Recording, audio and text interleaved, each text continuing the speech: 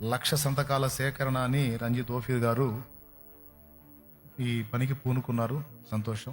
ఇక్కడ నా చేతిలో ఒక పేపర్ ఉంది, మీ దగ్గర కూడా వచ్చింది. పక్కన సీరియల్ నంబర్ అయితే వేయొద్దు. నేమ్ అన్న కాడ పేరు, అడ్రస్ అన్న కాడ ఊరి పేరు, అలాగే సిగ్నేచర్ సంతకం పెట్టేసేయండి. చూడండి అక్కడ నేను చూపిస్తున్నాను. అవి పెట్టేసి ఈ 1,00,000 సంతకాల సేకరణలో మరి వారు ముందుకు వచ్చారు కనుక మన వంతుగా తోడ్పాటు అందించమని కోరారు కనుక తప్పకుండా ఈ పని మనం చేద్దాం. అయితే ఇందులో ఇంకొక విషయం కూడా చెప్తున్నాను. మన తండ్రి సన్నిధి మందిరంలో అన్యులకు అవకాశం లేదు, అంటే వేరే వర్ణాల వారికి అవకాశం లేదు. కేవలం దళితులకి నాదొక సలహా.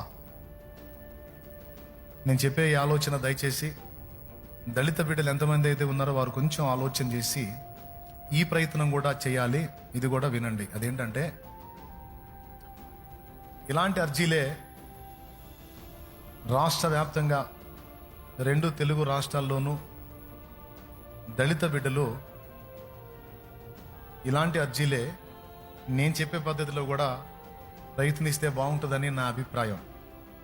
అదేమిటంటే అర్జీలో మ్యాటర్ ఎలా ఉండాలంటే, అయ్యా నా పేరు ఫలానా, నేను ఫలానా ఊరివాడిని, నేను దళితుణ్ణి, అంటే రాజ్యాంగం నాకు ఇచ్చిన హక్కు ప్రకారం నేను ఎస్సీని, నేను దళితుణ్ణయ్యా, నేను ఎస్సీని. అయితే మిగిలిన వర్ణాల వారందరికీ మత స్వేచ్ఛ ఉందంట, నాకు మాత్రం మత స్వేచ్ఛ లేదంట. మరి రాజ్యాంగంలో ఆర్టికల్ 25 అందరికీ వర్తిస్తుంది. ఇది దళితులకు మినహాయింపని ఎక్కడా లేదు. రాజ్యాంగంలో ఆర్టికల్ 25లో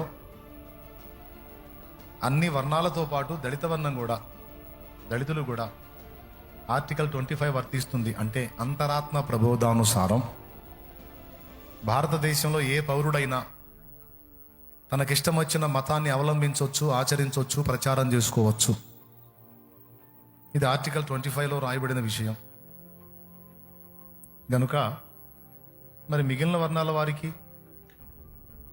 బీసీలకి, ఓసీలకి, ఎస్టీలకి,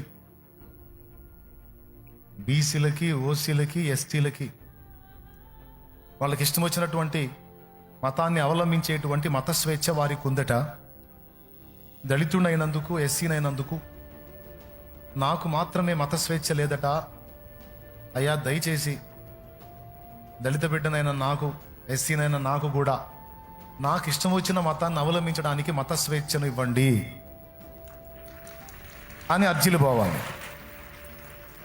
ఎంతమందికి అర్థమైంది నేను చెప్పింది? చేతులు ఎత్తండి సరిగా. ఏమని వెళ్ళాలి? ఇప్పుడేమో మేము దళితులం, క్రైస్తవులమైనందుకు ఎస్సీ హోదా రద్దని చెప్తున్నారు. అయ్యా మేము క్రైస్తవులమైనా మా పరిస్థితులే మారలేదని అర్జీలు పెడుతున్నారు. మంచిది, కానీ నేను చెప్పిన ఈ పందాలో కూడా కొంచెం ఆలోచించి స్టెప్ తీసుకుంటే కొంచెం ఇంకా బెటర్గా ఉంటుందని నా అభిప్రాయం.